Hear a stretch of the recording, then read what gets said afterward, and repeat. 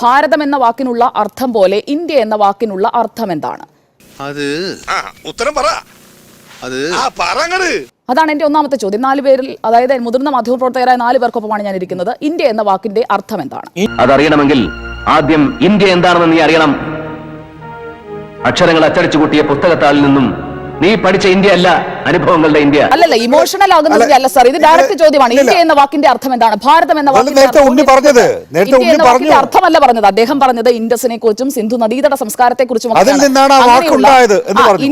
വാക്കുണ്ടായതല്ല sir, etymology അല്ല ഞാൻ ചോദിച്ചത് സാർ, ഞാൻ മീനിങ് ആണ് ചോദിച്ചത്.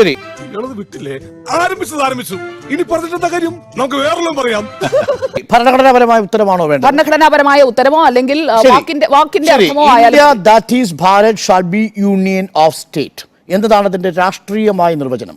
സംസ്ഥാനങ്ങളുടെ ഞാൻ ചോദിച്ചതിന് മറുപടി കിട്ടിയില്ല. അതെ, ആൻസർ ഇൻഡസ് എന്ന നദിയിൽ നിന്ന് രൂപപ്പെട്ടിരിക്കുന്ന ജോഗ്രഫിക്കൽ ടെറിട്ടറിയെയും അതിനെ കണക്ട് ചെയ്യുന്ന ഭരണഘടനയിൽ അധിഷ്ഠിതമായ പൊളിറ്റിക്കൽ വ്യവസ്ഥയുടെയും പേരാണ് ഇന്ത്യ.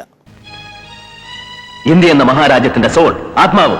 സാർ, ആ വാക്കിന്റെ അർത്ഥം അപ്പോഴുമായില്ല. ഭാരതത്തിന്റെ അർത്ഥം ഞാൻ പറഞ്ഞുതരാം. പ്രകാശം രതിക്കുന്ന ഇടമാണ് നമ്മുടെ രാജ്യം എന്നുള്ളതാണ് ഭാരതം എന്ന പേര് വരുമ്പോൾ, അല്ലെങ്കിൽ ആ പേര് വരുമ്പോൾ അതിന്റെ കൃത്യമായി ഭാരതം എന്ന വാക്ക്, ആ വാക്ക് ഭാരതം എന്നാൽ പാരിൻ നടുവിൽ കേവലം ഒരു പിടി മണ്ണല്ല, ജനകോടികൾ നമ്മെ കാഫായി മാറ്റിയ ജന്മഗൃഹമല്ല. ആ വാക്കുണ്ടായിരിക്കുന്നത് താങ്കൾക്ക് അറിയില്ലെങ്കിൽ ഞാൻ പറഞ്ഞു തരാം. ഭ, രാ, ത 3 വർണ്ണങ്ങൾ ചേർന്നാണ് ആ വാക്കുണ്ടായിട്ടുള്ളത്. ഭ എന്ന് പറഞ്ഞു കഴിഞ്ഞാൽ എല്ലാ വേദങ്ങളിലും ഭാതി, ശോഭിക്കുന്നത്. രാ എന്ന അക്ഷരം സൂചിപ്പിക്കുന്നത് എല്ലാ ജീവികളിലും താല്പര്യമുള്ളത്. ത എന്നത് എല്ലാ തീർത്ഥങ്ങളെയും തരിക്കുന്നത്. അങ്ങനെ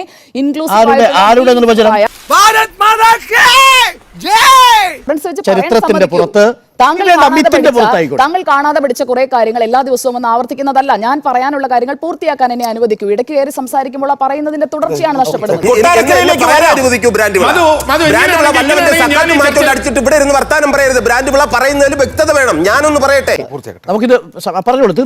പറഞ്ഞു തീർത്തിട്ട് അപ്പോൾ വിഷ്ണു പുരാണം ഭാരതവർഷത്തെ വർണ്ണിക്കുന്നത് ഉത്തരം യത് സമുദ്രസ്യ ഹിമാദ്രൈശ്ചവ ദക്ഷിണം വർഷം തത് ഭാരതം നാമ ഭാരതി യത്ര സന്തതി.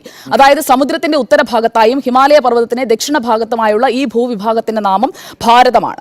അവിടെയാണ് ഈ ഭരതന്റെ പിൻഗാമികളെ കുറിച്ച് പറയുന്നത്. അത് പറയുന്നത് വിഷ്ണു പുരാണത്തിലാണ്. സംശയമുണ്ടെങ്കിൽ എടുത്ത് വായിച്ചു നോക്കാം. മലയാളത്തിൽ നിനക്ക് ഇത്ര വിവരം വിചാരിച്ചിട്ടില്ല. അതൊക്കെ ആവശ്യമുള്ളപ്പോ എടുത്ത് കാഴ്ചയാ മതിയല്ലോ എന്ന് കരുതിയാ. താങ്ക്സ് ഉണ്ടടാ മോനെ ദിനേശ, താങ്ക്സ് അടിച്ചു പൊളിക്കടാ.